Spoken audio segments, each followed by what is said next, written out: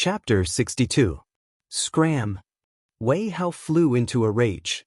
He didn't have a good impression of these thugs who bullied the weak and feared the strong. What written contract? Actually, it was just a trick used by hooligans to take things for free. Wei Hao didn't expect these thugs to be so daring to stop his and Wang Chong's carriage to demand money. Hurry up and leave. If you offend the young master, don't blame us for getting nasty. Xianxia and Meng Long stood up as well. The two of them were loyal to the young master, and the fact that their young master's carriage was stopped by a thug disguised as a young master made them furious. They would never be lenient to these local ruffians who did not do their proper work and bullied the good all day long. Seeing Xianxia and Meng Long's rage, as though they were about to beat someone up, the thug's expression froze, as though he was afraid.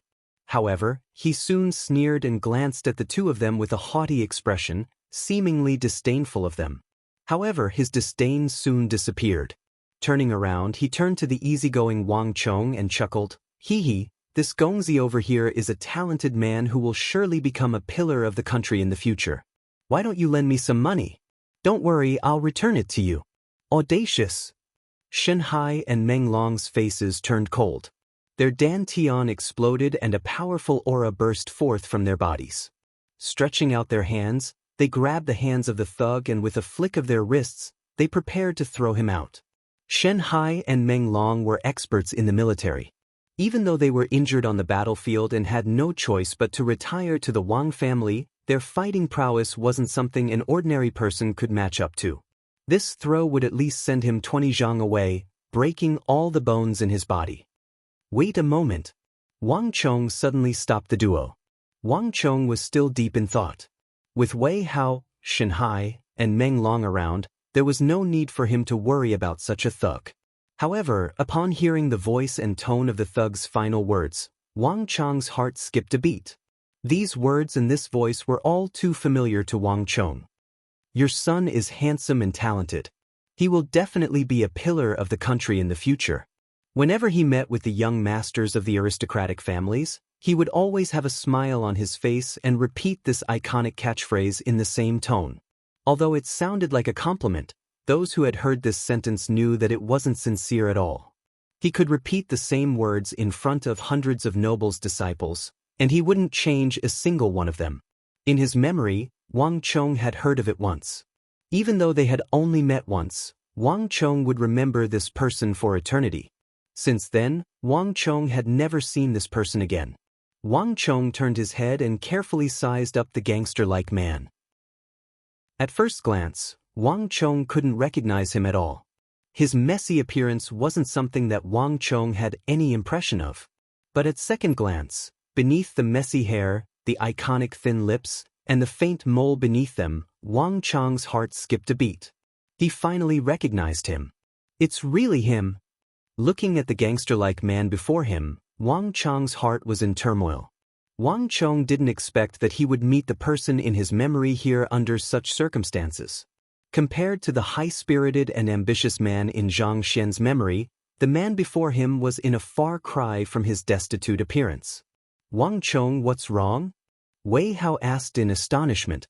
Wang Chong had been sitting there in a daze, not saying a word. No one knew what he was thinking about. In his opinion, there was no need for him to bother with these scum. He could just toss them out. He had no idea why Wang Chong called Xianxia and Meng Long to stop them. Wang Chong waved his hands and didn't say anything. Xianxia, Meng Long, let him go. Wang Chong said. Even though the duo was perplexed, they still followed Wang Chong's instructions and let go of the man. How much do you want to borrow? Wang Chong looked at the gangster-like man and asked. Even though he was different from what he remembered, he had yet to achieve his ambitions. Coming to the capital alone, he was unfamiliar with the place and people, and this was the most desolate period of his life. Honestly speaking, Wang Chong didn't have a good impression of this fellow. He was hypocritical, and vengeful. But even so, he didn't lack any merits. If he were to form a good relationship with him at this moment, it might be beneficial to him, the Wang clan, the entire Tang dynasty, and his plans. Give me 10 gold taels. No, it's 30 taels, 40 taels. Give me 100 gold taels.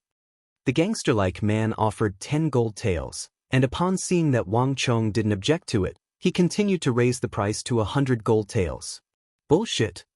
Even though Wang Chong didn't speak, Wei Hao couldn't help but curse. 100 gold taels? Do you think that it's copper coins? A hooligan who came out of nowhere and was unrelated to them actually dared to open his mouth and ask for 100 taels of gold. It was simply preposterous. Wei Hao dared to bet that this gangster was here for the 38,400 gold taels that Wang Chong earned at the Blue Bottle Pavilion. These hoodlums were simply too daring. They actually dared to extort money from the Wang and Wei families. Wei Hao! Wang Chong called out to his childhood friend. Turning around to look at the carriage, he lifted up the black cloth and took out a stack of gold. This is 1,000 gold taels. There's no need for you to return it, take it. Wang Chong pushed the stack of gold to the man. In an instant, the entire carriage fell silent. Wei Hao, Shanhai, Meng Long, and even the coachman of the Wang clan fell silent as they stared at Wang Chong in shock. No one expected that Wang Chong would give 1,000 gold taels to a random gangster by the side of the road so casually. For me! Even the gangster-like man widened his eyes in shock. He couldn't believe that Wang Chong would really give it to him, and it was even more than what he had said. Do I look like I'm lying? Wang Chong smiled. Wang Chong! Wei Hao couldn't help but exclaim. No matter how much money he had, he shouldn't give it to a gangster like him. Thank you, thank you. Hearing Wei Hao's voice, the man's heart skipped a beat.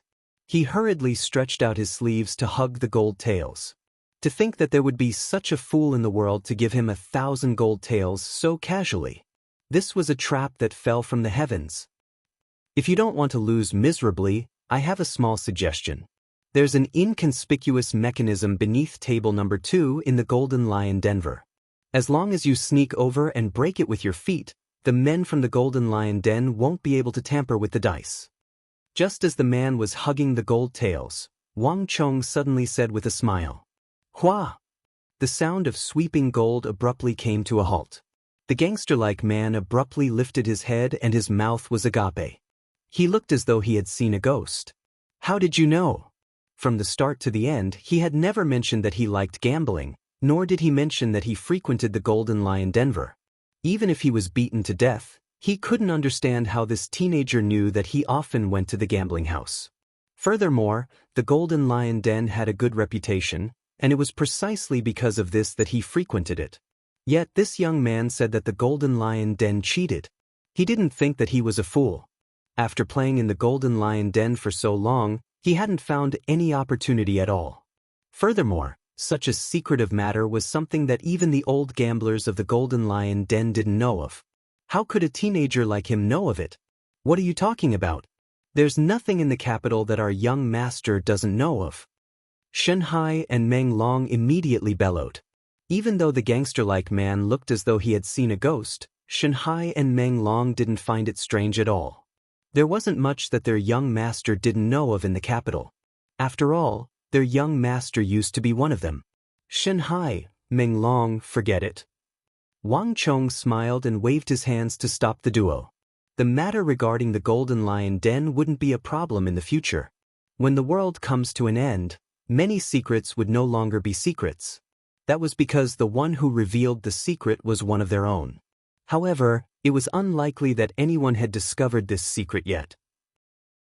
There seems to be only one gambling den in the vicinity of the Blue Bottle Pavilion. Other than the Golden Lion Den, I really can't think of any other place. Also, if you don't want to lose everything, the best solution is to not gamble at all. After saying those words, Wang Chong knocked on the carriage twice and the carriage slowly moved forward.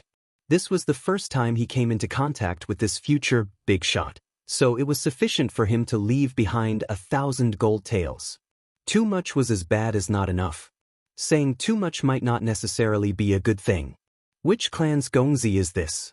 The thuggish man stood in a daze, silently watching Wang Chong's carriage disappear into the distance, unable to say a single word. Even though he was currently in dire straits, he had never thought highly of those scions of nobility. It was because he looked down on them that he acted so brazenly. But that youth, that teenager, the impression he had given him was too strange.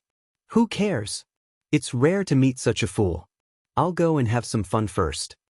The gangster-like man hid the gold in his arms tightly and then walked away. This book is a fantasy novel. Due to the needs of the plot, there's no need to question how he was able to carry 100 gene in his arms. Kurt. Ha, everyone look who's here. It's the imperial brother-in-law. He's the imperial brother-in-law and I'm a descendant of the royal family. The moment the hoodlum-like man stepped into the Golden Lion Den, the foul atmosphere in the hall immediately burst into laughter. The gamblers in the surroundings seemed to be familiar with him and they began mocking him. Hearing the eerie laughter from the surroundings, the gangster-like man halted his footsteps and his face flushed. You bunch of snobbish bastards. One day, I'll make all of you grovel beneath my Yang Zhao's feet. The gangster-like man thought furiously. Chapter 63. Seeing that Wang Chong had already paid the 1,000 gold taels to the other party, Wei Hao didn't say anything more. Setting off from the Blue Bottle Pavilion, Wang Chong brought Wei Hao, Shanhai, and Meng Long to a tavern to celebrate. Then the carriage set off. However, it didn't return to the Wang family residence. Instead, it circled around the capital before arriving at the place where the two Sindhi Buddhist monks were staying, the White Agate Jewelry Shop. Masters, there is a total of 37,000 gold taels here. Place it all here. As for the rest, according to our previous agreement, I will send people to deliver it to Sindhu in the form of various rations. What do you think? Wang Chong found Ablanadin and Arloja and poured the 37,000 gold taels into their room. The dazzling pile of gold in the room was extremely eye-catching. Sure. The two Sindhi monks were overjoyed. On the final day, when Wang Chong held the sword duel gamble at the Blue Bottle Pavilion, they sneaked over as well. However, they hid amongst the crowd and didn't appear. To be able to forge an ordinary piece of Hyderabad ore into a sword by Wang Chong, it could be sold for several thousand, even 30 to 40,000 gold taels. Furthermore, in the end, Wang Chong wasn't even willing to sell it. To the two of them, this was an inconceivable matter. It was truly an eye-opener for the two of them. They were completely convinced by Wang Chong's capability. In fact, just a moment ago, they even wrote a letter to the Sindhi High Priest, strongly recommending Wang Chong to cooperate with them. Right now, even if Wang Chong wasn't able to fork out 90,000 gold taels, the two of them were willing to cooperate with him.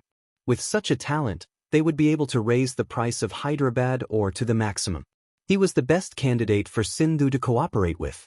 Even the Abbasid Caliphate and Karak's Spazanu couldn't compare to him. Seeing the duo agree to his proposal, Wang Chong chuckled. Everything was going according to his plan. As long as he obtained the approval of the two Sindhi monks, he would have much more time to spare. Moreover, if Sindhu wanted to exchange tens of thousands of taels of gold for rations and transport them to Sindhu to resolve the song problem, this would be a massive project that would take a lot of time and effort. After settling this matter, the next step was the most important goal of this trip.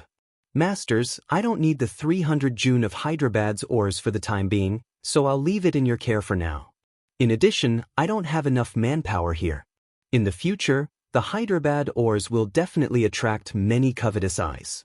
I don't know if the two of you can stay and help me when we reach an agreement in the future. Wang Chong said sincerely. Covet.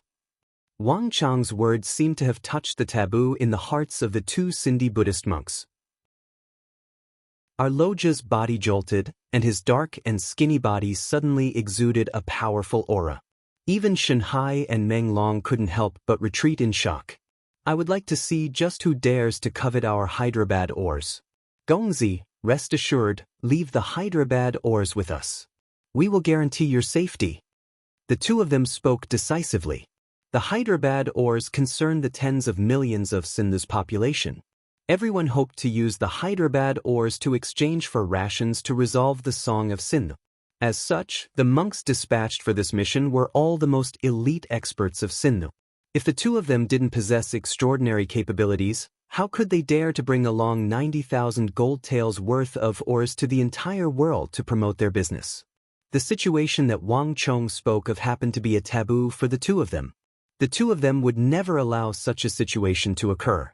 These two monks have such high cultivation bases. Looking at the aura that the two of them exuded, Wang Chong was astonished. Even though he had heard that most of the Sindhi Buddhist monks possessed extraordinary cultivation, he didn't expect the cultivation of these two to be so high. From the looks of it, even Xin Hai and Meng Long weren't a match for them. However, this was even better.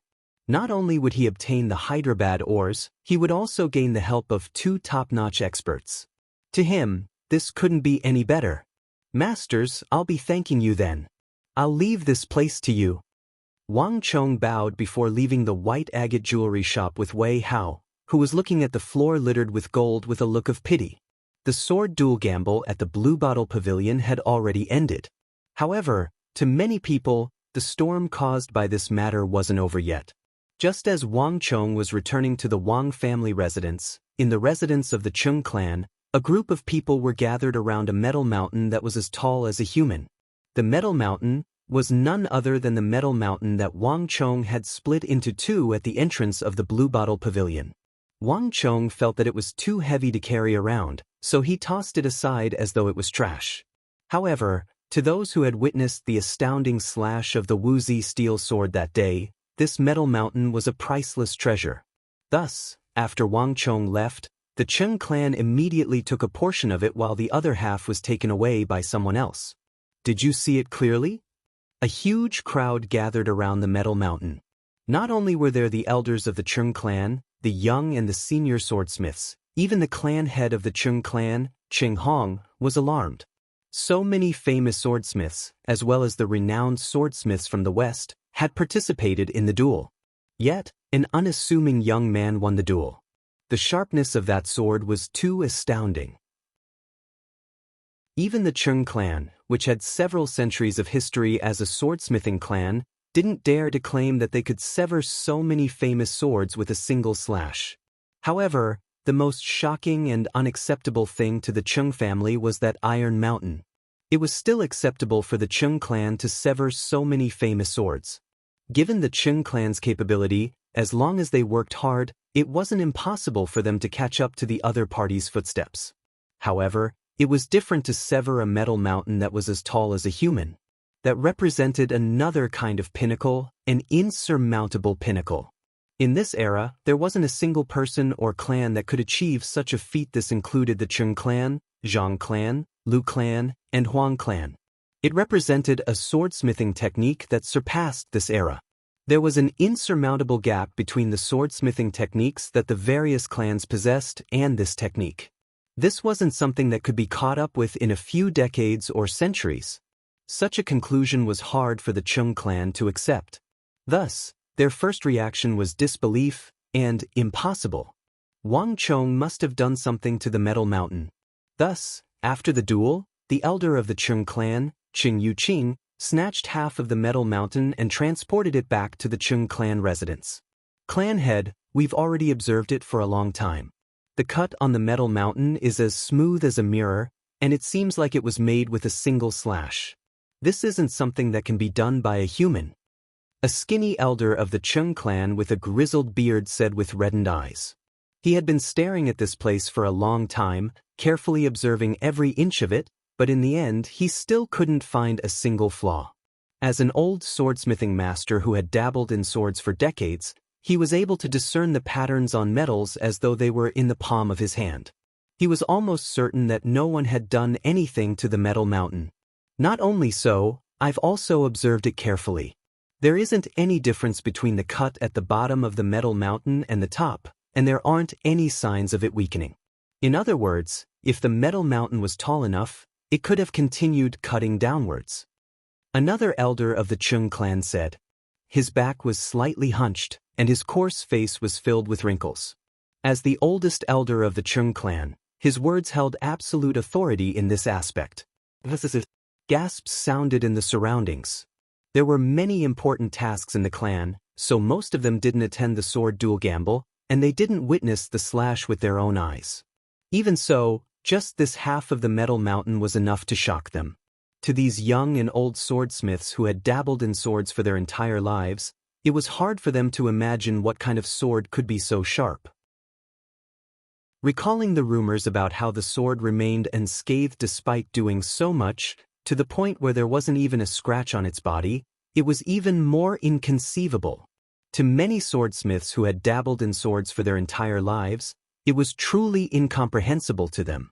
The courtyard was completely silent. After the two elders expressed their opinions, all the elites of the Qing family in the capital fell into silence. On the other hand, Qing Yuqing and clan head Qing Hong's complexions were incomparably awful.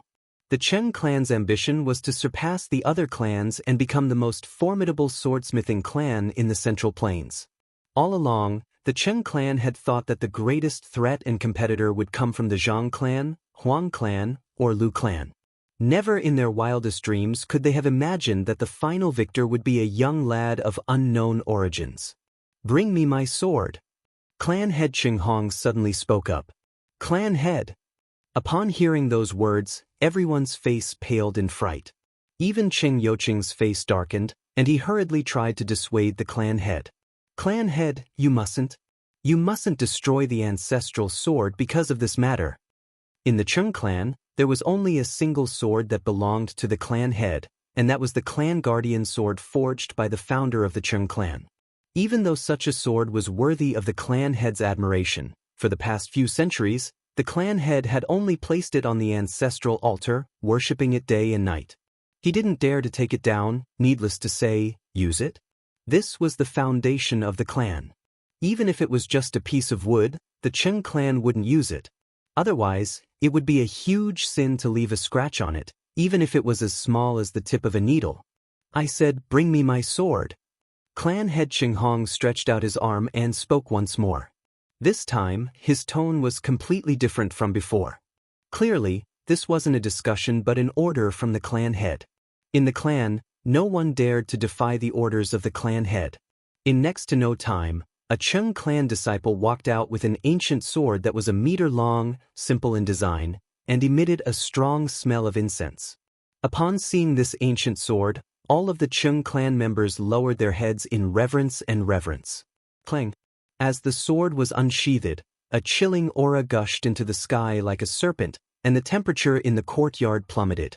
The chilling sword qi spread out like a tsunami, forcing everyone to retreat. The Qing clan guardian sword, Ice Abyss, was forged by the founder of the Qing clan. It was incomparably sharp, and it was the #1 sword of the Qing clan. Clang! Chapter 64. Wherever the Ice Abyss passed, the human-sized metal mountain would be sliced apart like mud. However, halfway through, an ear-piercing sound could be heard, and the Ice Abyss was unable to continue any further. Everyone's face changed. The head of the Qing clan, Qing Hong, felt his heart trembling.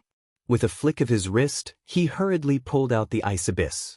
His reaction was already very fast, but a few scratches had appeared on the body of the Ice Abyss that was as clear as a cold pond. Even though the scratches were short and thin, not affecting the Ice Abyss at all, everyone couldn't help but feel their hearts ache. This was the Qing clan's guardian sword that had been passed down for centuries, the symbol of the Qing clan. The slightest flaw was unacceptable to them. Clan head, Qing Yuqing couldn't help but say. This was the result of forcefully using a sword to hack at the Ice Abyss beyond one's capabilities. If one were to hack at it any further, the flaw would be even greater. However, the culprit, Qing Hong, stared at the scratches on the body of the sword in a daze, as though he didn't hear anything. It was as though he had suffered a huge blow. It can only reach half. The Ice Abyss was forged by our Qing clan's ancestor. It took 10 years for this sword to be forged, and it can easily slice through armor made of well-tempered steel.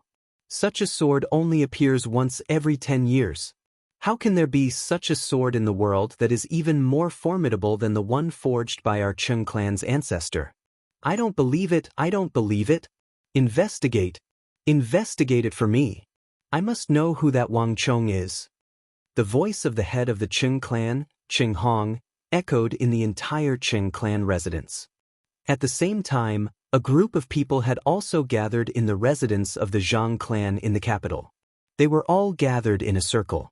However, different from the Qing clan, on the stone table of the Zhang clan, There was a black and ugly piece of metal that was only as thick as a pinky. What do you all think? The head of the Zhang clan was in his 40s. Dressed in a white robe that reached the ground, he looked gentle and elegant.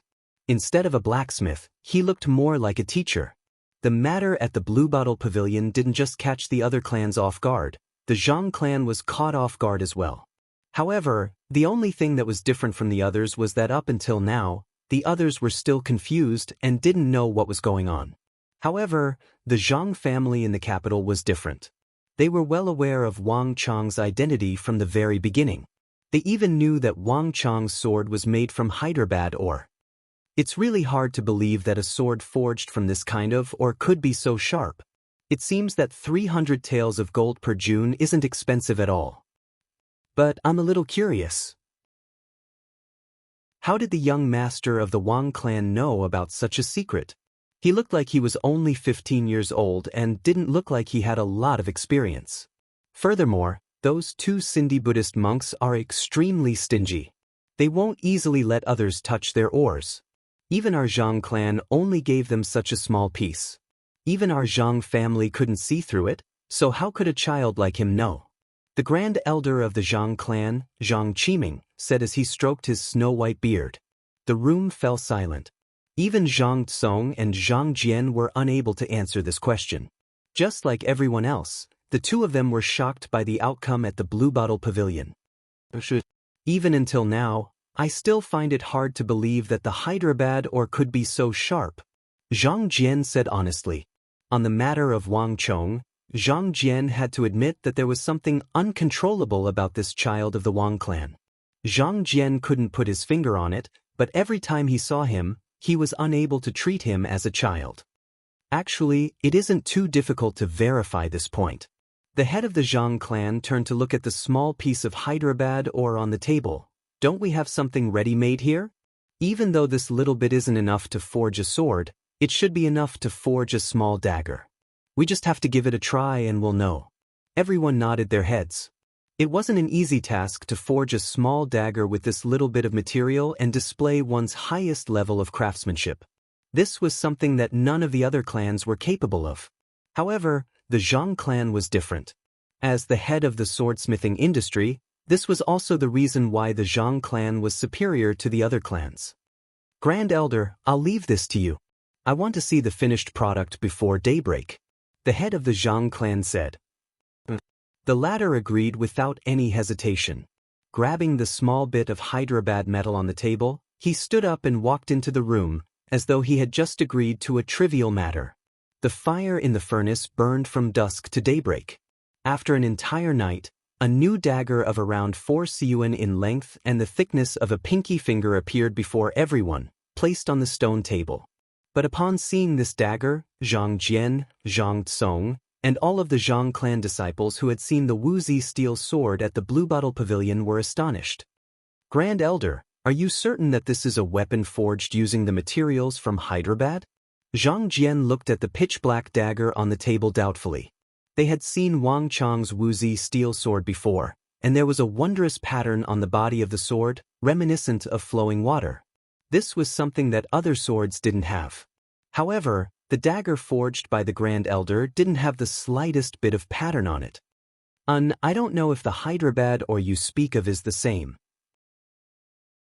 But this is indeed forged using the materials provided by the clan, and it's the best weapon that I can forge. I have used all of the swordsmithing skills of our Zhang clan on this. The Grand Elder of the Zhang clan said. His voice was fatigued, and it seemed like he had spent a lot of time forging the sword last night. Zhang Tsong and Zhang Jian stared at one another, speechless. The difference between this and the sword that Wang Chong had forged was simply too great. It was impossible to tell that they were the same type of sword. There's no need to argue. There's no need to doubt the Grand Elder's skills. The white-robed head of the Zhang clan stepped forward, took the dagger forged using the Hyderabad ore, and held it in his hands. Bring a sword over. Soon, a disciple brought a sword over. This sword was of the same tier as the sword that the Zhang clan had sent to the Blue Bottle Pavilion for the duel gamble. Clang. The weapons clashed, and a sharp whistle sounded in the air. A cut appeared on the sword in the right hand of the Zhang clan's clan head. The dagger cut deeply into it, but the sword didn't break into two. Those present were all elites of the Zhang clan, and it was clear that the dagger forged by the Grand Elder was superior to the Zhang clan's sword in the clan head's right hand. However, it was still a far cry from the level of Wang Chong's sword, which was able to sever dozens of famous swords in a single strike. Upon seeing this result, even the Grand Elder fell silent. Even though he wasn't present at the Blue Bottle Pavilion's duel gamble, he had heard a lot about it from the disciples of the clan. Clearly, the weapon that he forged was still a far cry from the unique #1 sword in the world. Clan head, if the news from the Blue Bottle Pavilion is true, and the materials used are consistent, then Wang Chong's sword is forged from Hyderabad ores. At the very least, there's one thing that we can be sure of. The reason why the sword is so sharp isn't just because of the Hyderabad ores. There must be an incredible swordsmithing technique as well. Furthermore, this swordsmithing technique is even more formidable than the one used by our Zhang clan.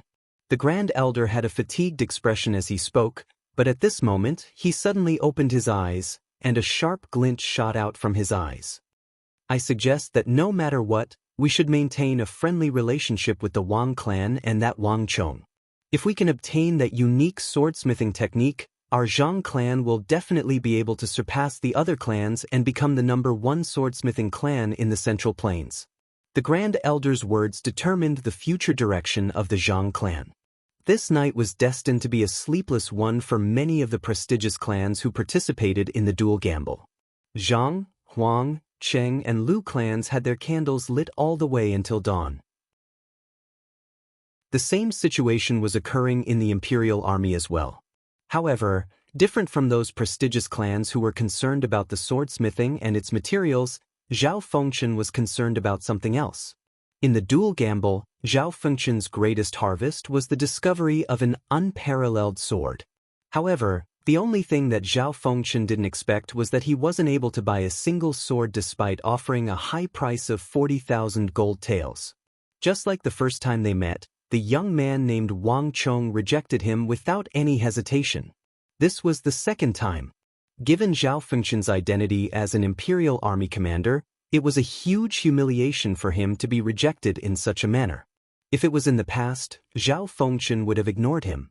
However, whenever he thought of how Wang Chong's Wuxia steel sword was able to slice apart more than a dozen top-notch swords and sabers, as well as a steel mountain taller than a human, Zhao Fengchen couldn't help but find it hard to swallow his food and sleep. Zhao Fengchen was a true warrior. As a warrior, he understood the importance of an outstanding weapon to a true warrior. This was something that couldn't be measured with money. The sword that Wang Chong forged was completely different from all the other swords that Zhao Fengchen had seen before. For some reason, upon seeing the true appearance of the sword, Zhao Fengchen suddenly had a feeling that this was his sword. This was the sword that he had been searching for, the sword that he had been searching for all this while. Even without the conflict with Huang Xiaodian, Zhao Fengchen still wished to obtain that sword.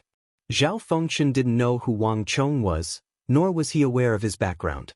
However, even though Wang Chong had left, he had left his name behind. Furthermore, given his close relationship with the Wei clan Gongzi, as long as Zhao Fengchen wanted to investigate his background, it wasn't too difficult. Lord, just when the candle flame was extinguished and the sun was rising, a flurry of panting footsteps could be heard. How is it? Seated on the floor, Zhao Fengchen supported his chin with his hand and abruptly lifted his head. Lord, I've found it. That lad's name is Wang Chong, Duke Jiao's grandson. The bearded subordinate of the Imperial Army shouted. What? Hearing those words, Zhao Fengchen's face darkened and his heart turned cold. Zhao Fengchen didn't know who Wang Chong was, but there wasn't a single person in the Central Plains who didn't know of Duke Jiao. Chapter 65.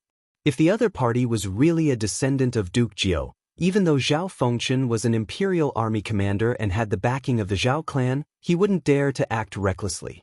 What was more troublesome was that these scions of nobility didn't lack money at all. Furthermore, they were extremely willful and couldn't be judged by common sense. It was possible for the scions of nobility to reject a bid of 40,000 gold taels, just like what happened in the day. Zhao Fengchen wasn't confident that the other party would sell the sword to him. The bearded subordinate had followed Zhao Fengchen for many years, so how could he not know what Zhao Fengchen was thinking? In fact, the news that he had found was even more serious than what Zhao Fengchen knew. That person was a famous profligate scion in the capital. Not only was he willful, he was also rebellious and liked to go against his family. There was a high chance that such a person would reject Lord Zhao's request. Lord, this isn't good. Even though Duke Jiao is famous, we can't act recklessly. However, this matter isn't completely hopeless. The bearded subordinate from the imperial army suddenly said, "Oh!" A gleam flashed across Zhao Fengchen's eyes. "What do you mean?" "I had my brothers investigate the matter, and by chance, I found out that that lad has an uncle who is serving in our imperial army. He's a minor guard at the northern gate. Even though we can't act recklessly on the matter regarding the sword, if Lord were to meet that uncle of the Wang clan, it might be better than going to the Wang clan personally." The bearded subordinate of the imperial army offered his advice. This time, Zhao Fengchen was truly surprised. There were 4 gates in the royal palace. The north, south, east, west, and west was where the Son of Heaven resided. Since the Son of Heaven resided in the north, who would dare to reside above him? Thus, even though it was known as the northern gate, it was usually closed. The minor guard there was actually the lowest position in the imperial army, as well as the most insignificant one. Zhao Fengchen didn't expect that the son-in-law of Duke Jiao would be serving in such a place. It probably has something to do with the Yao clan. Zhao Fengchen thought. The imperial army was the personal guard of the Son of Heaven. Even though the Yao clan was of high status, there was a limit to how far they could reach in the imperial army. Zhao Fengchen guessed that given the Wang clan's old master style, there was a high chance that the capability of that uncle of his was limited. However, this had nothing to do with him. As these thoughts flashed across Zhao Fengchen's mind, an idea formed in his mind. Pushing away the teacup before him, Zhao Fengchen stood up and walked out. While Zhao Fengchen was leaving the room, countless pigeons were flapping their wings in the dark night, flying out of the capital in every direction. Investigate! Investigate! Investigate! It's impossible for such a big thing to go unnoticed. In the capital, there's nothing that can be hidden from the swordsmithing clans. If the sword didn't belong to them, then it could only belong to someone else. Deep in the mountains, wild in the mountains, small villages, small towns, all of you. This is my best chance to surpass the great swordsmithing clans. As long as we can find the origin of those treasured swords, we can become the #1 swordsmithing clan in the world. Countless messages were sent in all directions by carrier pigeons. No one believed that the sword and saber in Wang Chong's hand appeared out of thin air. The greatest surprise of participating in the sword duel gamble at the Bluebottle Pavilion was that even the great swordsmithing clans didn't know of the origin of the sword. The swordsmithing industry was inextricably linked, and the forging of a sword involved many aspects. There were ores, swordsmithing masters, furnaces, coal. No one believed that they wouldn't be able to find the slightest trace of the origin of the sword. As long as they could find the origin of the sword in Wang Chong's hand wouldn't be important anymore. To many of the local powers that had been suppressed by the great swordsmithing clans in the capital, this was the best chance to surpass them. Peng ping peng. Early in the morning, before the sun had even risen, the sound of punches could be heard from the backyard of the Wang family residence. Dressed in a gray cultivation technique robe with a belt tied around his waist, Wang Chong was practicing his punches in the courtyard.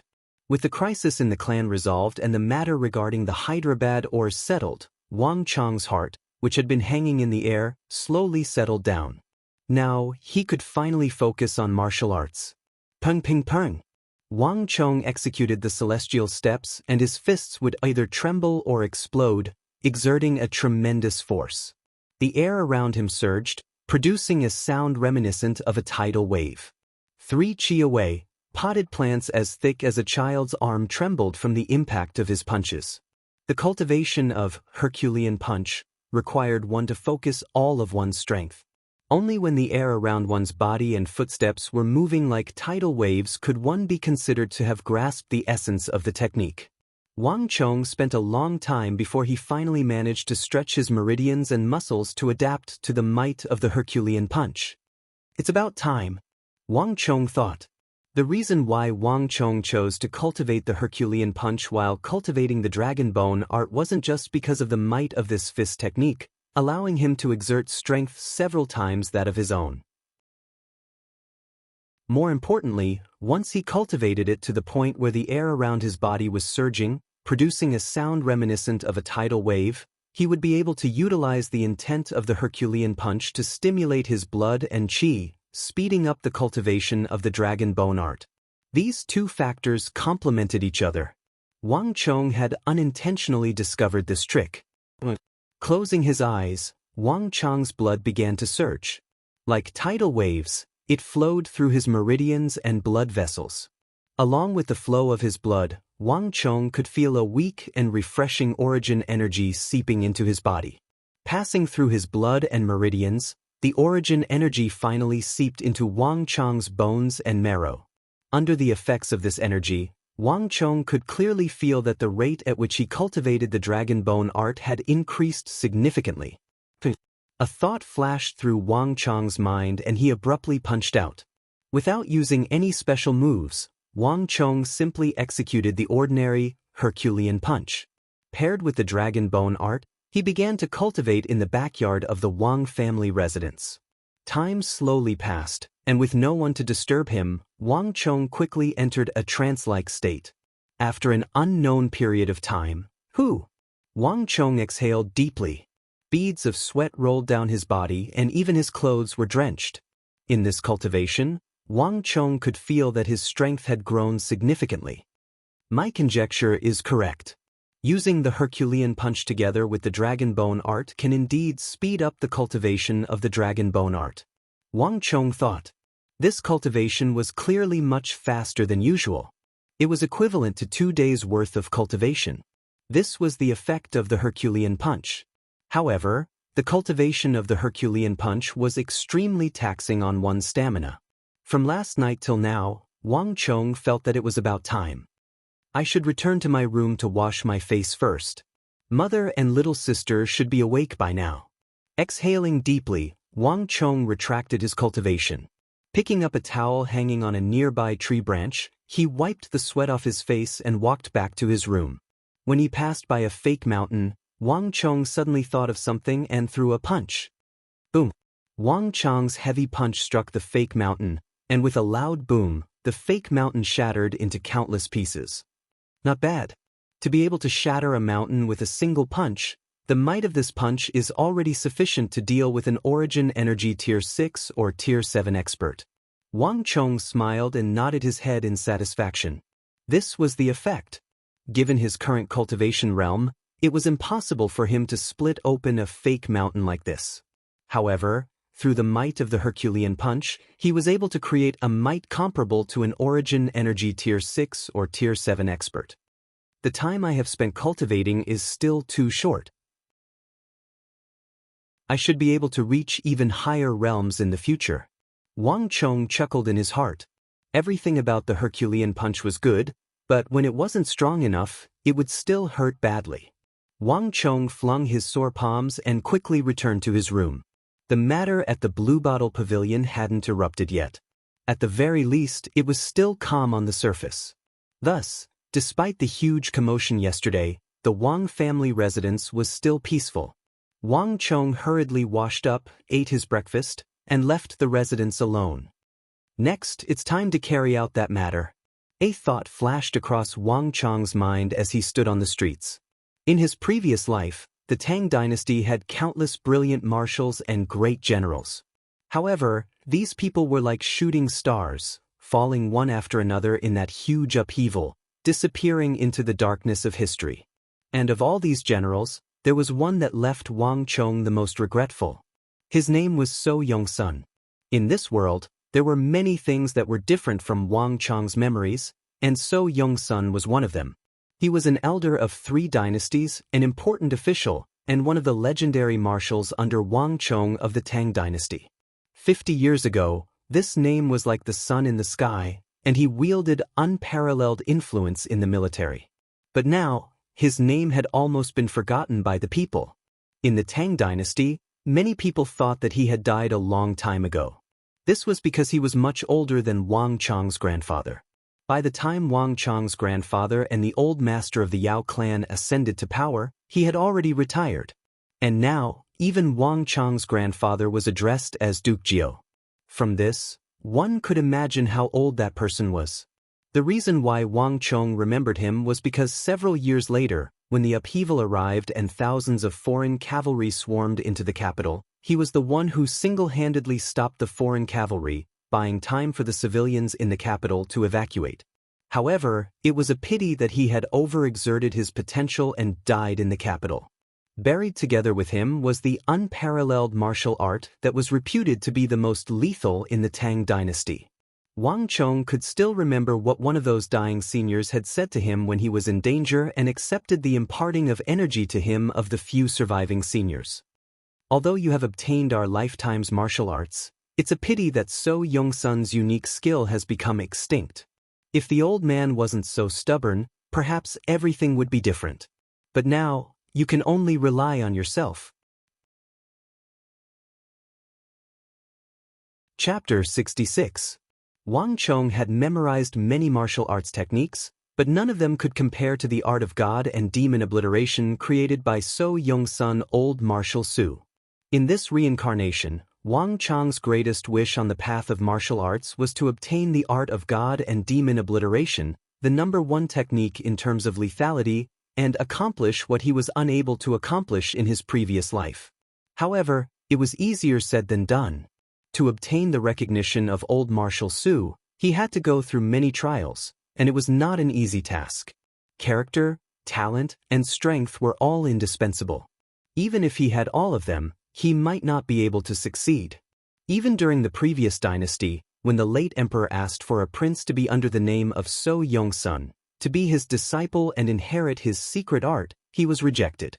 The difficulty was unimaginable. Moreover, the gates of the Su residence were closed all year round, and one could not even enter, so it was even more impossible. However, Wang Chong knew of a chance, and it might be the only chance to get in touch with this unparalleled old marshal of the Tang dynasty. In his previous life, when he was homeless, Wang Chong met an old servant of the Su family by chance and heard about it. It turned out that it was different from what many people imagined. So Yong-sun did not accept disciples. On the contrary, in the last 10 years of his life, he had been trying to find a qualified successor, and he even did it himself. If not for that old servant, many people would not have known that in the west of the capital, under the 1,000-year-old locust tree, there was a stern, white-haired old man who appeared punctually with a chessboard every day. He was the famous war god So Yong-sun. So Yong-sun had appeared there for 10 years, but no one had noticed him. Even those who had played chess with him did not know his true identity until they died. If Wang Chong wanted to get in touch with So Yong-sun, this was his only chance. To the Ghost Tree district in the west of the city. On the street, Wang Chong hailed a carriage and went straight to the west of the city. The Ghost Tree district in the west of the city was densely packed with people. Many old people and children were playing here. According to the words of the other world, this was actually a public square. Wang Chong got off the carriage and went straight to the old locust tree. I wonder which one is So Yong-sun. Wang Chong thought to himself. There were many people playing chess in the square. It was not easy to find So Yong-sun. Most importantly, Wang Chong had never seen him before. Even during that great turmoil, when the foreign cavalry invaded the capital, Wang Chong was very far away and couldn't see it clearly.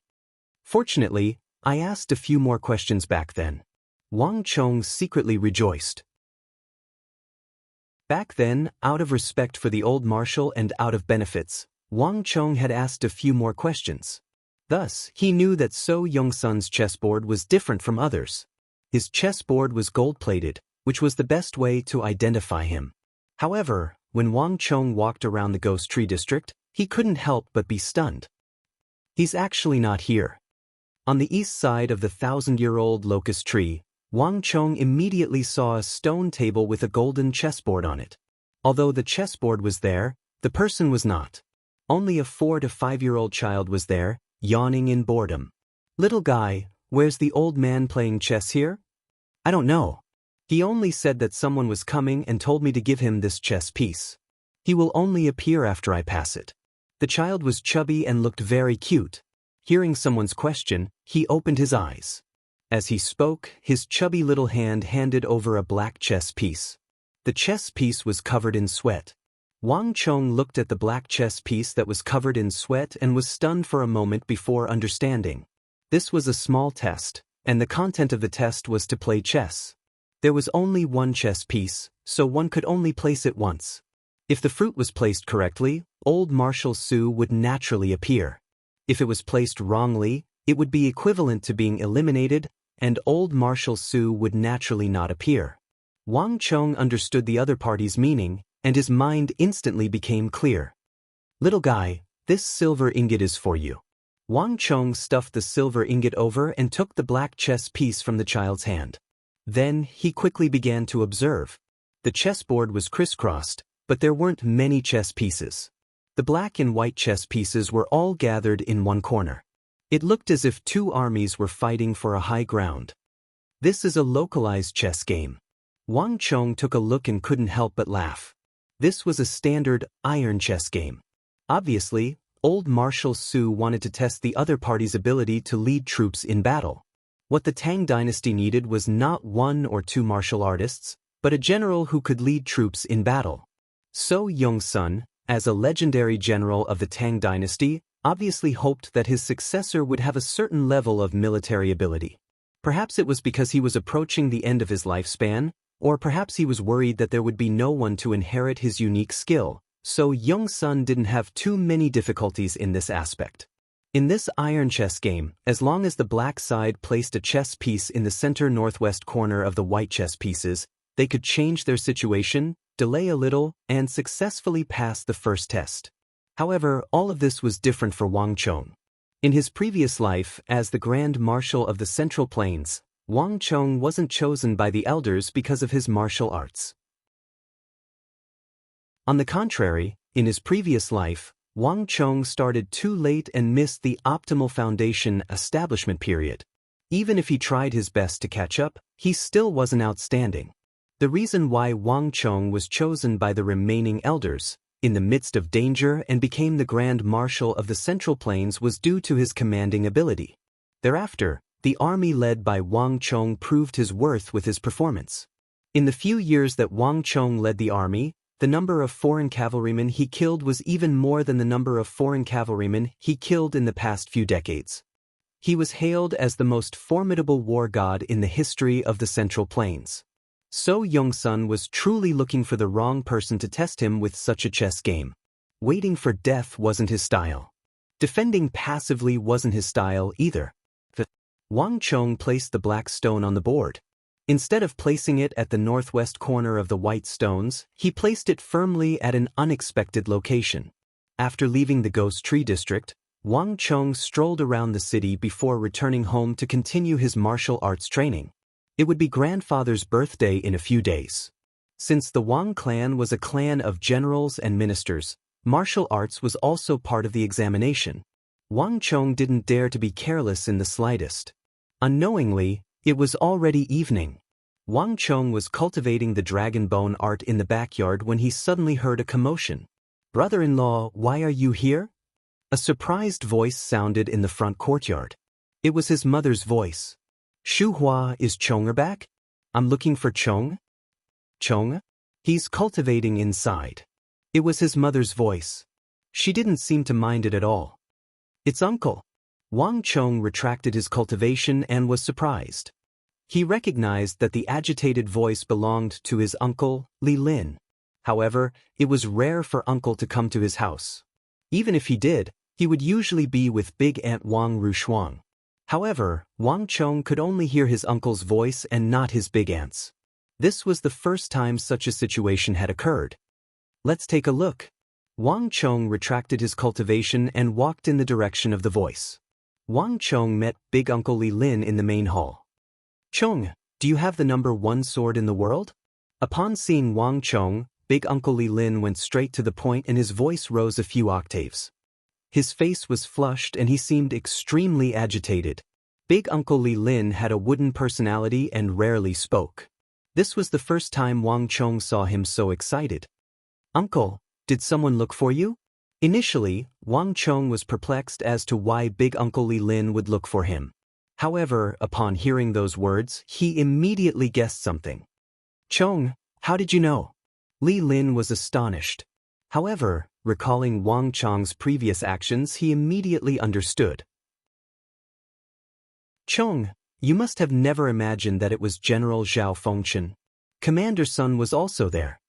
Li Lin didn't hide anything and told him the whole story. As it turned out, when Li Lin was still in his room, Zhao Fengchen knocked on his door and walked in. Accompanying him was the commander of the Imperial Army, Chen Huai. It was one thing for Zhao Fengchen, but Chen Huai was his direct superior. Li Lin had served in the Imperial Army for a long time, but this was the first time an Imperial Army superior had taken the initiative to look for him. Chen Huai first looked for Li Lin and spoke a bunch of praises for Li Lin's previous performance. He said that he was preparing to transfer him to the West Gate. Then, he suddenly changed the topic and said that he was willing to pay 42,000 gold taels to buy a sword for him. And the one who sold the sword to him was someone he had never expected, Wang Chong. At that moment, Li Lin felt as though he was going insane. What kind of sword could be worth 42,000 gold taels? What was even more ridiculous was that the person who sold the sword was his nephew, Wang Chong. Li Lin was stunned. He couldn't wrap his head around the situation at all. His first reaction was, "Is this a joke? Wang Chong is only a 15-year-old child. How can he have a sword worth 40,000 gold taels? Chong, tell me what is going on. Is what they said true?" Li Lin grabbed Wang Chong's arm and asked anxiously. "Yes." At this moment, Wang Chong relaxed and nodded his head. "Is this?" Li Lin released his arm and returned to his seat. Looking at Wang Chong, he took in a deep breath. It was too shocking. Li Lin widened his eyes in shock as he stared at Wang Chong. It was as though he was meeting him for the first time. Wang Chong's mind was in turmoil. He was also contemplating the same question. It was within Wang Chong's expectations that Zhao Fengchen would look for Big Uncle Li Lin and have him plead on his behalf. Wang Chong had expected Zhao Fengchen to look for him personally. However, this was for the best. The fact that Zhao Fengchen had taken the initiative to look for Big Uncle Li Lin had cleared up some of the thoughts in Wang Chong's mind. "Uncle, do you want to be the Grand Marshal?" Wang Chong suddenly asked. "What?" Li Lin was shocked by Wang Chong's words. He hurriedly waved his hands and said, "Don't spout nonsense. Do you think that the Grand Marshal is someone to joke about?" Wang Chong smiled and didn't pursue the matter. "What about the Grand Marshal?" "I don't have that capability," Uncle Li Lin said. Hearing those words, Wang Chong chuckled. Without a doubt, Big Uncle was ambitious. Wang Chong could sense it from his eyes. Chapter 67. No one was willing to be left out. There was no one who didn't want a high position. Big Uncle was the same as well, even though he was just a minor guard of the gates. Of everyone in the Wang clan, Big Uncle Li Lin was the least valued. In terms of commanding troops and commanding subordinates, he couldn't match up to his father. In terms of fighting prowess, he couldn't match up to Little Uncle, and in terms of political maneuvers, he couldn't match up to Big Uncle.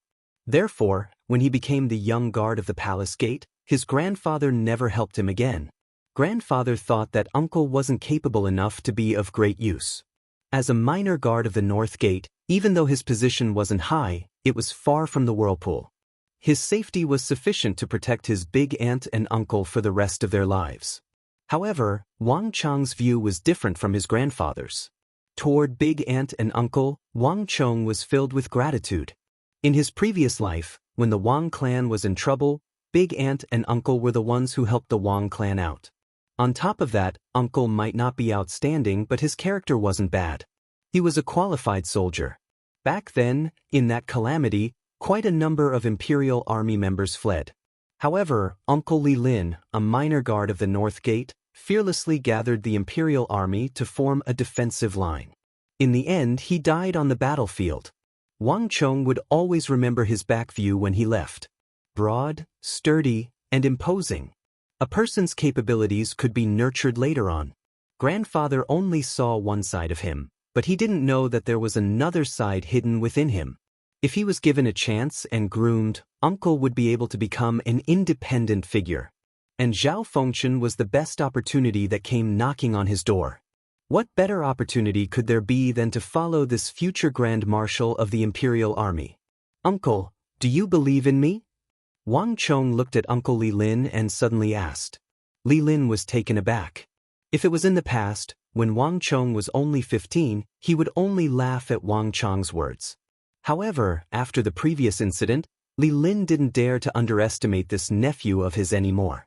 In truth, no one in the Wang clan dared to underestimate Wang Chong anymore. If it weren't for him, the Wang family would have fallen into a great crisis. Furthermore, the reason why Zhao Fengchen and Shen Huai sought him out was also due to Wang Chong. Chong, what do you want to say? Li Lin said. Uncle, if possible, don't go to the West Gate. Following Zhao Fengchen is much more useful than going to the West Gate. Wang Chong said solemnly. But Zhao Fengchen might not agree to it. Regardless of whether he was heading to the West Gate or following Zhao Fengchen, Li Lin felt as though he was in a dream. These are not things you can go to whenever you want to. Don't worry, he will agree. Wang Chong smiled and drew his sword with a clang. The moment the sword was unsheathed, a cold wave rolled in the room, and a sharp chi-ji traversed the void, as if it wanted to cut the room in half. Seeing the cold gleam on the sword in Wang Chong's hand, Li Lin took in a deep breath. All along, he couldn't understand why Zhao Fengchen would spend 40,000 gold taels to buy a sword, and he couldn't understand why Wang Chong was so confident that Zhao Fengchen would help him. However, upon seeing the Wuxia steel sword in Wang Chong's hand, Li Lin suddenly understood. Even though he didn't know much about swordsmanship, he could tell that the sword in Wang Chong's hand was different from any of the swords in the market. Wang Chong had only taken out this sword, not even pointing it at him, but Li Lin already felt an extreme sense of danger. Chong, why do you have such a sharp sword? Li Lin couldn't help but ask. Hee, uncle, you don't have to worry about that. Tell Zhao Fengchen that I don't need 40,000 gold taels. I can sell this sword to him at the same price as before, 35,000 gold taels. Since Zhao Fengchen knows how to make use of you to approach me, given his intelligence, he should be able to understand my intentions. Wang Chong chuckled. The matter regarding the Hyderabad ores wasn't inexplicable, just that it was troublesome. When the time came, the people here would be able to figure it out. Chong, thank you. Li Lin didn't ask any further. This nephew of his had given him too many surprises. Hearing his words, Li Lin didn't find it strange at all. Taking Wang Chong's Wuxia steel sword with him, Li Lin left the Wang family residence. Walala. When Wang Chong's uncle, Li Lin, left the Wang family residence with the Wuxia steel sword, under the veil of night, countless pigeons gathered from all directions and flew into the inns and taverns. What? Nothing. I can't find anything. There's no news regarding that sword. You can't find the source of the sword? None of the swordsmiths have seen such a sword before? There's no news at all. There's no change in the boundaries? While Wang Chong was relaxing and practicing his martial arts, unbeknownst to anyone, countless swordsmiths and prestigious clans were exerting all of their efforts and resources to search for news regarding the Wuxia steel sword. Everyone thought that since the 4 great swordsmithing clans didn't know of the Wuxia steel sword, the sword must have originated from somewhere outside the capital. Due to the long-distance transportation, there was bound to be a leak. However, despite the efforts of the thousands of swordsmithing clans, they couldn't find any news regarding Wang Chong's Wuxia steel sword. From the looks of it, it was as though the sword was unique, and there was only one in Wang Chong's hand. Impossible. This news left many dumbfounded. They couldn't accept it. When the news spread, the Wuxia steel sword in Wang Chong's hand suddenly became incomparably valuable. Have you found anything? At the same time, a figure wearing a white mask stood on the peak of a mountain in the outskirts of the city. Around him, there were many figures standing tall. Lord, we found it. That Wang Chong is the descendant of Duke Jiao of the Tang dynasty.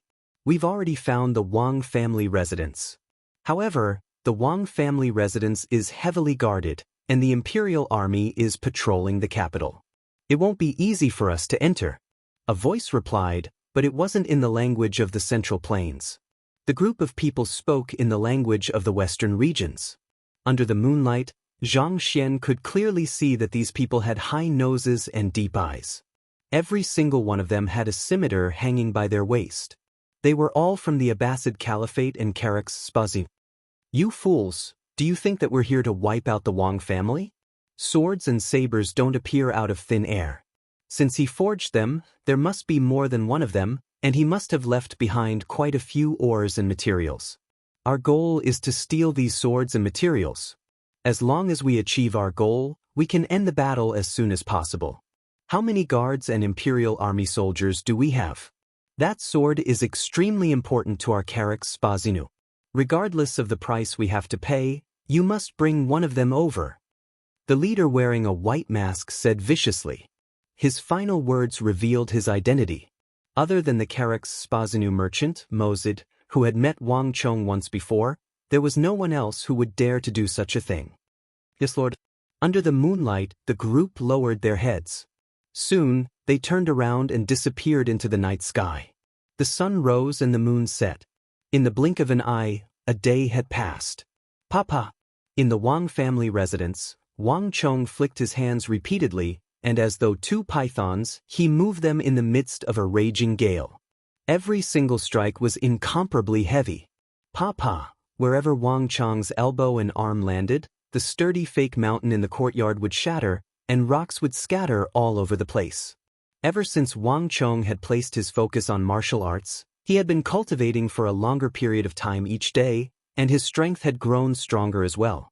Complementing the Herculean fist with the dragon bone art, Wang Chong could feel his cultivation improving every single day.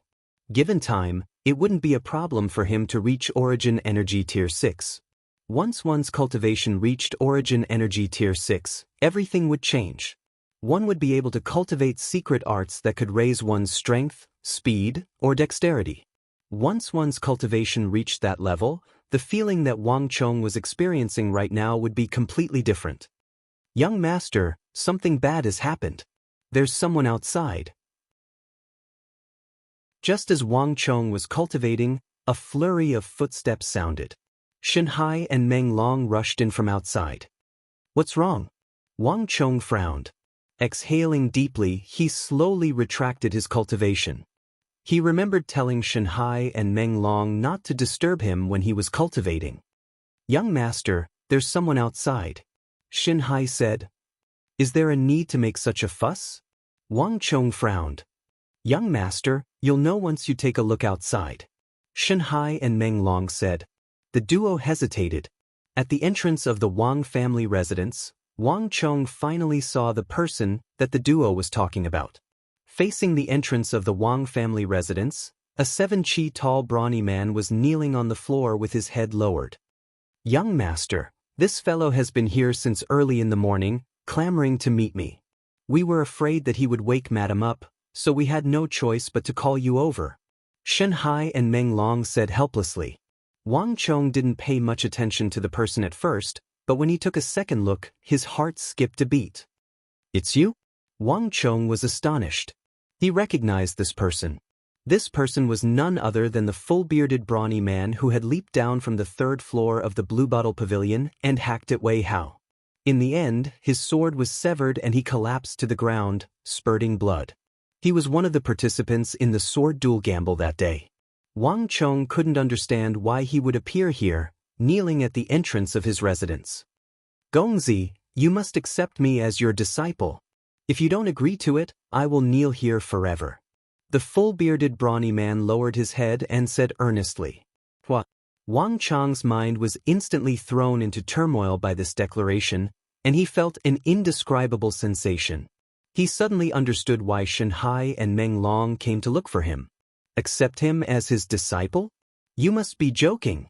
He was only 15, and he should be at the age to acknowledge others as his teacher. Yet, there was someone who wanted to acknowledge him as his teacher. Gongzi, I'm not asking you to teach me martial arts.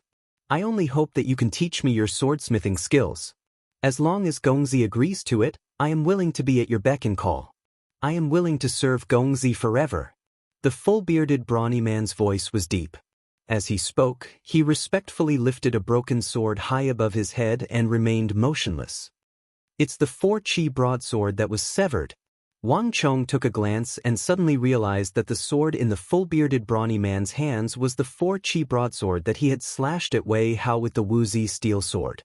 For some reason, in the hands of the full-bearded brawny man, the broken sword seemed to weigh 1,000 jin. Wang Chong could even smell a sorrowful aura from the tall figure. This sorrowful aura was something that Wang Chong had smelled on many people before.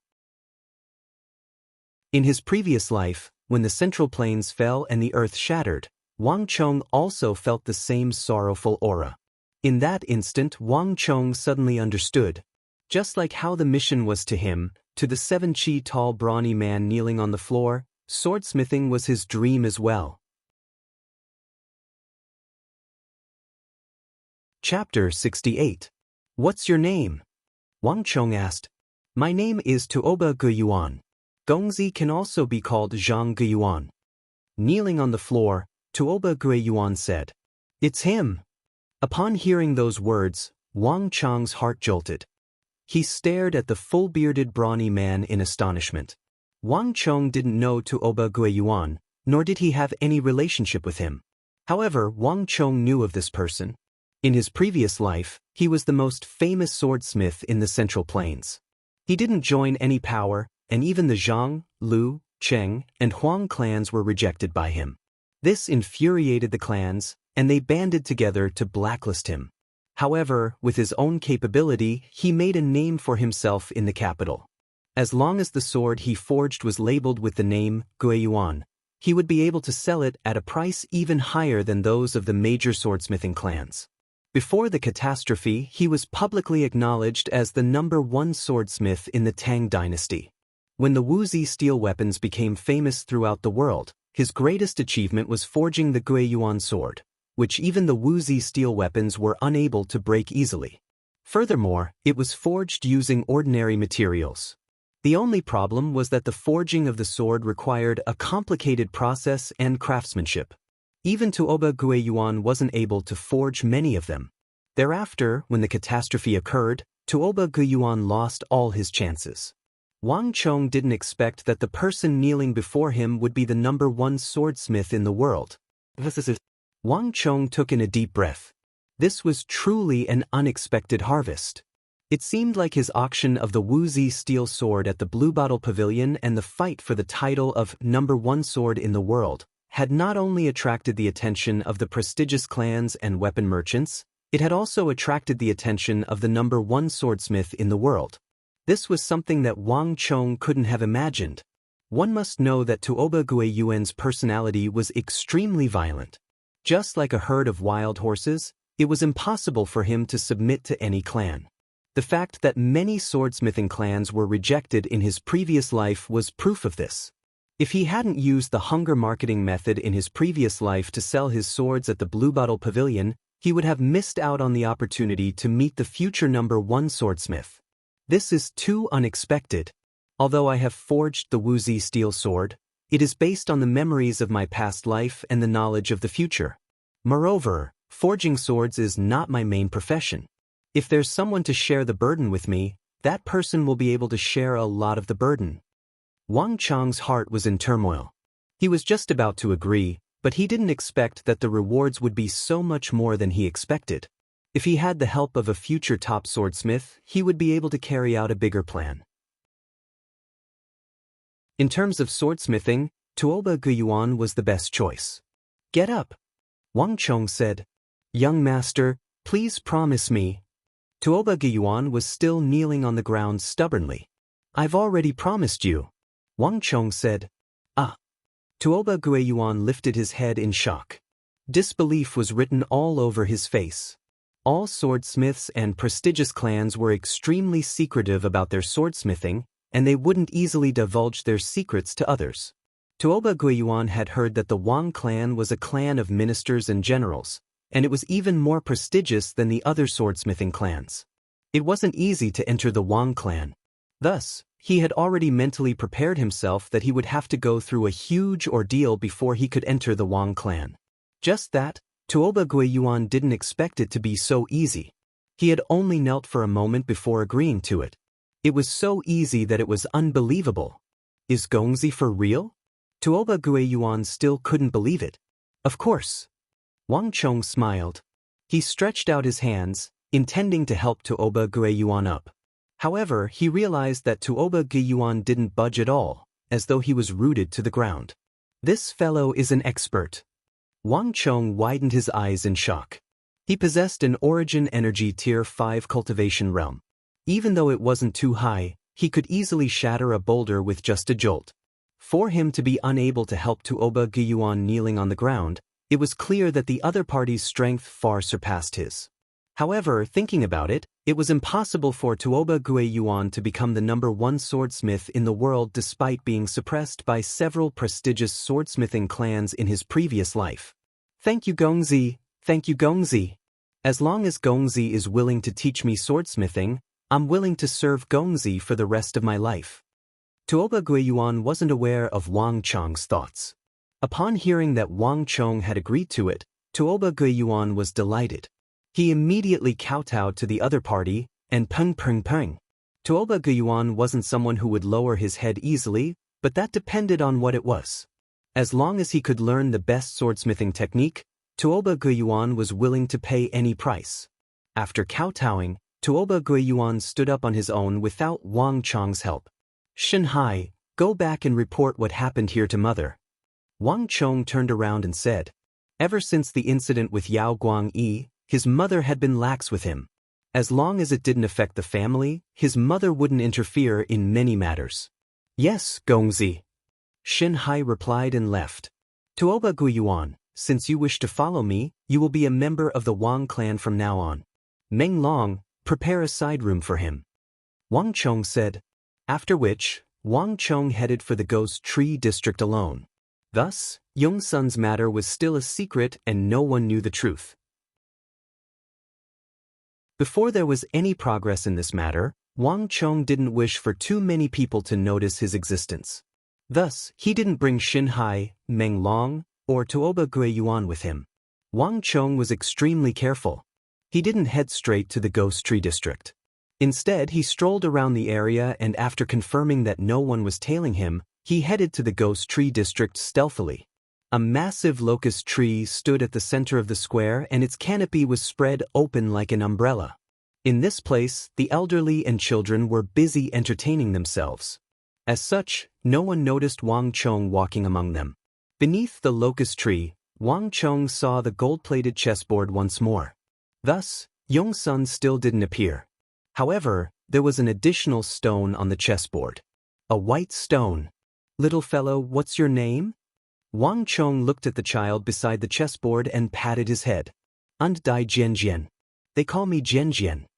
Carrying the locust tree on his back, the little fellow licked a stick of candied hawthorn and replied absent-mindedly. Jianjian. Wang Chong chuckled.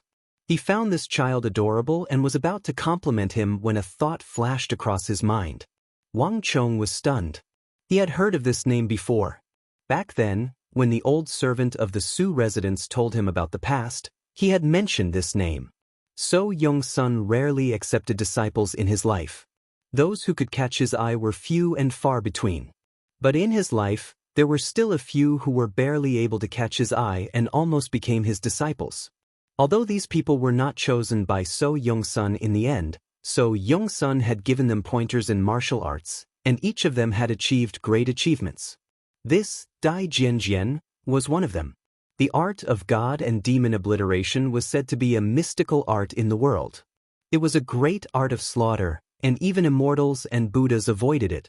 It had extremely high requirements for one's innate talent and bone structure. Most of the time, even if So Yongsun wanted to spread the word, the other party might not be able to cultivate it. Forcefully cultivating would only do more harm than good. Although Dai Jianjian was not chosen by old Mr. Su due to his lack of talent, he was not accepted into the sect. However, he was the only one that old Mr. Su had taken a liking to and kept by his side, even giving him some pointers on martial arts. It's his doorman. Wang Chong suddenly came to a realization. The old servant once said that although So Young-sun had never accepted a disciple in his life, he accidentally picked a child and took him in as a doorman. This child brought So Young-sun a lot of joy in his later years. So Young-sun liked him a lot. But it was a pity that he died together with So Young-sun in that great turmoil. The child had always treated So Young-sun as his grandfather. During that great turmoil, the old servant once wanted to call him away, but the child hugged So Young-sun's corpse and refused to leave. In the end, he died together with So Young-sun. When the old servant recounted the past, tears flowed down his face and he cried bitterly. Listening by the side, Wang Chong couldn't help but sigh. But Wang Chong did not expect to see him here. Looking at the child who was engrossed in licking the candied haws, Wang Chong's feelings were completely different. When that happened, he should only be in his teens. Wang Chong thought to himself. Su Zhengchen was still in the midst of looking for a disciple. Clearly, it was only after suffering many setbacks that he truly noticed this child. Life is short, and many things are discovered after missing them. Wang Chong suddenly decided to do something to change the fate of So Young-sun and this child. Little guy, do something for me. What is it? The child raised his head and said absent-mindedly as he continued to eat his candied haws. If you can make that old grandpa laugh and make him happy, I will give you a silver ingot every day. Ah! The child finally moved his eyes away from the candied haws. He tilted his head and stared at Wang Chong, his eyes wide open. Although he was young, he knew that a silver ingot could buy him a lot of candied haws. Really? The child said in disbelief. Of course. Wang Chong nodded his head and said seriously, but there was a hint of sadness in his eyes. So Young-sun was an elder of 3 dynasties, a god of war, and the #1 expert in the army. Although his life was full of legends, it was also full of tragedy. He had never been happy in his life. And this sorrow and misfortune, from birth to death, ran through his entire life. So Young-sun was the descendant of an important minister of the former Sui dynasty, and he had the bloodline of a princess of the Sui dynasty. So Young-sun may have made great contributions, but this was the source of his misfortune. When Su Zhengchen was still a lowly figure, no one had mentioned this bloodline in his body. But when he was at the zenith of his achievements, consecutively defeating the Turks, Yusang and Goguryeo, and expanding the borders of the Great Tang to the north of the Yin Mountains, this bloodline immediately became a fatal flaw. In So Young-sun's life, there were many times when he was falsely accused of plotting a rebellion to overthrow the Tang dynasty and rebuild the Sui Empire.